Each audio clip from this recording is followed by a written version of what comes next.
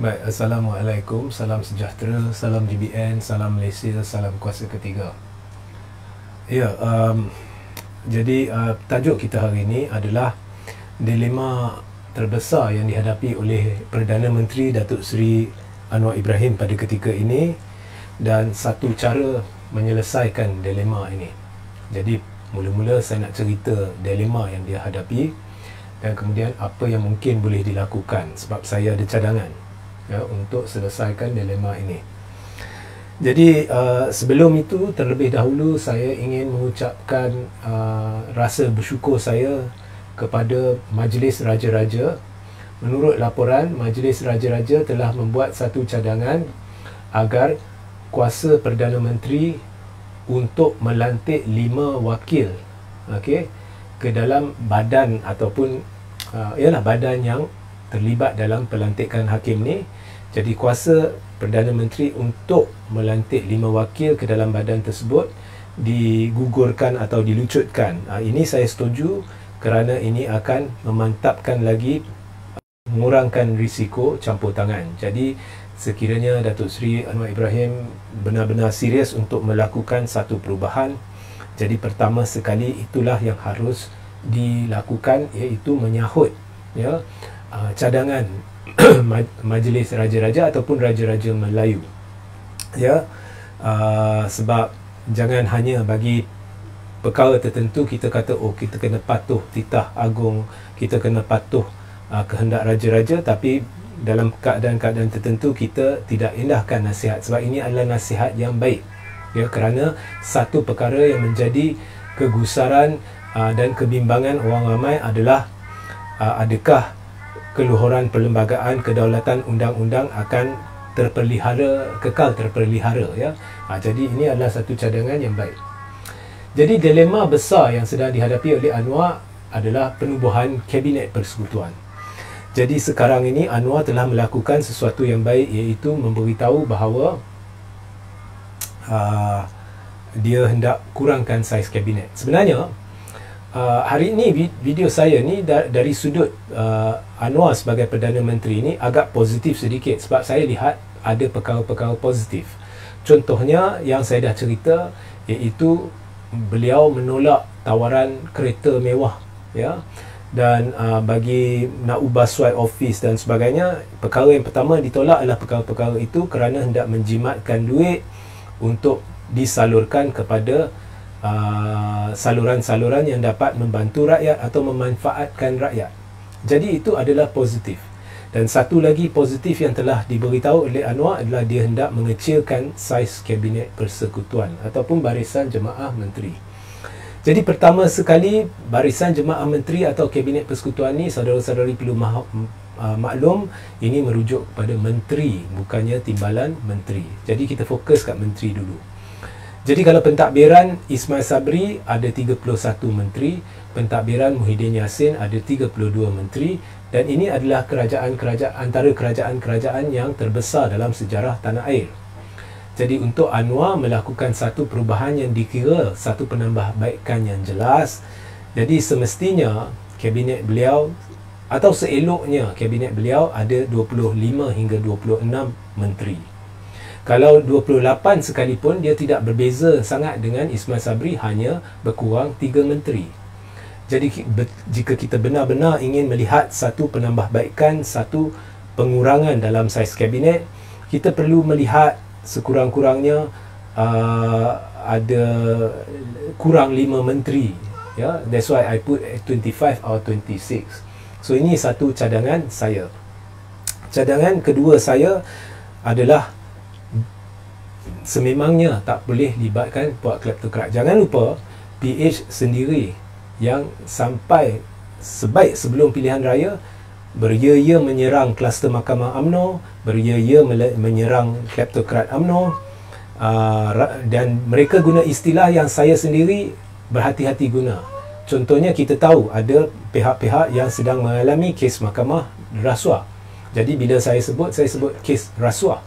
Tapi mereka dalam ceramah kadang-kadang sebut terus rasuah, curi dana negara, penyangak. Semua kata-kata ni adalah kata-kata yang lantang dilafazkan oleh pemimpin-pemimpin PH. Jadi tidak logik jika tiba-tiba orang-orang yang mereka dakwa penyangak, pencuri dana negara dan sebagainya, ya, kini terlibat dalam kerajaan. Okey. Saya juga bersetuju dengan Tuan Muhammad Hanif Katri Abdullah bahawa tepat apa yang dikatakan oleh Anwar Ibrahim, iaitu selagi tidak didapati bersalah atau dijatuhkan hukuman, maka orang itu tak bersalah. Itu betul. Tetapi ini tidak boleh diperluaskan dalam hal pelantikan menteri, sebab ada banyak lagi option-option yang ada untuk mengurangkan risiko berlaku situasi di mana orang tu dilantik kemudian didapati bersalah, ataupun untuk menenteramkan rakyat yang bimbang atau tidak yakin dengan pemimpin-pemimpin yang sudah menjalani kes, sedang menjalani kes mahkamah. Jadi it's very logical. If Anwar nak bawa satu perubahan positif kepada negara, it's very logical what he has to do. Okay. Dan saya ada membaca satu teguran daripada seorang orang kuat UMNO. Dia kata 25 menteri terlalu sedikit, sekurang-kurangnya perlu 28. Pertama sekali, 28 tu tak jauh beza dengan 31 Ismail Sabri. Kedua, dia beritahu bahawa sebab kita perlu 28, kalau kita kurangkan terlalu banyak, jadi menteri-menteri ada terlalu banyak tanggungjawab, jadi dia kuasa dia diperluaskan dan ini tidak baik apabila dia ada terlalu banyak kuasa. Sekali lagi, saya tidak setuju, because apa yang banyak, apa yang sikit, it's a matter of opinion. Nombor dua, ya memang kalau kita kurangkan menteri, ada kalanya kita perlu gabungkan kementerian-kementerian tertentu. Tetapi cuba fikir, alasan kononnya, jika satu menteri ada terlalu banyak kuasa, dia sebab dia bila kementerian digabungkan, dia sekarang ada kuasa terhadap banyak perkara yang sebelum ini dia tidak ada kerana kementerian berasingan, ya. Dan menurut alasan yang diberikan, bila terlalu banyak kuasa, itu akan menjurus kepada risiko rasuah dan sebagainya. Saya ada alternatif, penjelasan alternatif. Kalau kita lihat pentadbiran terdahulu ni, yang sebelum PRU 15 ni, kita lihat menteri-menteri hampir tidak berfungsi, atau itulah yang rakyat dapat, sebab tidak nampak apa-apa manfaat atau apa-apa yang diusahakan yang dimaklumkan pada rakyat yang menunjukkan kita menteri itu berfungsi dengan baik atau berfungsi langsung. Jadi ini mungkin menunjukkan menteri-menteri ini kurang kerja. Jadi bila kurang kerja, dia terlalu banyak masa, ini juga akan menimbulkan situasi di mana dia ada banyak masa untuk merancang perkara-perkara yang tidak memanfaatkan rakyat semata-mata sebab nak tebalkan poket. Dan ini adalah sesuatu yang boleh menjurus kepada gejala rasuah, salah guna kuasa dan sebagainya. Jadi bila kita tambah tanggungjawab menteri dengan gabungkan kementerian tertentu yang boleh digabungkan, mungkin fenomena menteri kurang kerja ni boleh dikurangkan, dan dia tidak akan menumpu kepada projek-projek yang hanya memanfaatkan dia tetapi tidak memanfaatkan rakyat. Tetapi sebaliknya, dia ada terlalu banyak kerja dan dia akan menumpu kepada projek-projek penting demi rakyat, dan ini akan mengurangkan risiko berlaku rasuah.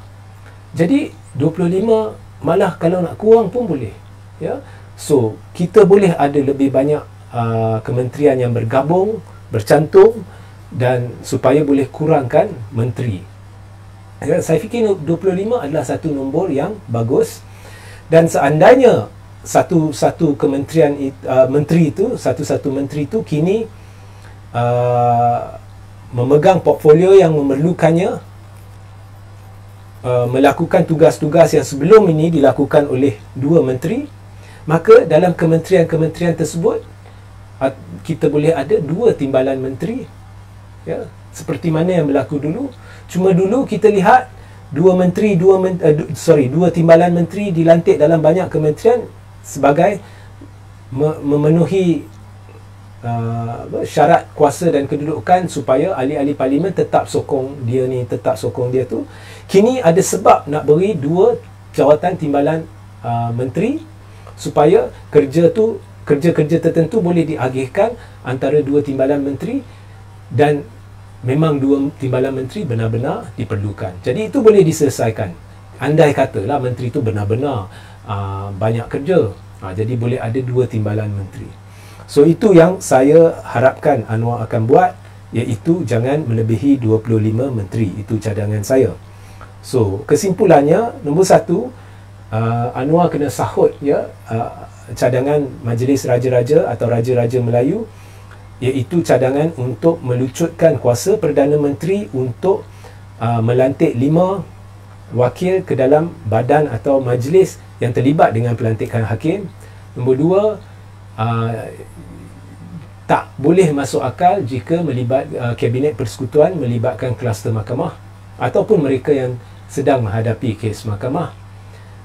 Tidak masuk akal. Ianya juga akan berupa penipuan mandat rakyat kepada rakyat, kerana mandat yang diberikan yang sememangnya ni sudah melibatkan penipuan. Sebab apabila pengundi PH menyokong PH, ia adalah atas janji bahawa mereka tidak akan bersekongkol dengan kleptokrat. Begitu juga apabila pengundi UMNO menyokong UMNO, ianya adalah atas kefahaman bahawa no Anwar, no DAP. Jadi pengundi tertipu. So ini bukannya tindak tanduk mandat rakyat yang bertepatan dengan mandat rakyat. Tetapi looking forward, jangan lakukan perkara yang mengkhianati mandat rakyat lagi. Jadi tak boleh ada penglibatan mereka yang terpalit dengan jenayah ataupun sedang menghadapi kes di dalam kabinet. Dan akhir sekali, kadang-kadang bila kita ada kabinet yang lebih kecil, ianya boleh juga bantras rasuah. So logik yang disampaikan oleh pihak tertentu dari UMNO, kononnya kalau terlalu sedikit sedikit menteri, maka menteri-menteri tertentu akan ada terlalu banyak kuasa dan ini menjurus kepada gejala tidak baik. Ini saya tak setuju. Okey. Baik, saya akan luangkan masa 5 hingga 10 minit untuk jawab soalan. Jika ada soalan, anda boleh bertanya sekarang. Hasamuddin Ahmad, 25 menteri itu cadangan yang bagus, timbalan pun seorang cukup. Ya, tapi kadang-kadang bila kita cantum 2 kementerian, mungkin boleh ada 2 timbalan. Ya, betul, kita nak pergi jumpa kat pejabat, tak apa, itu sibuk. Okey.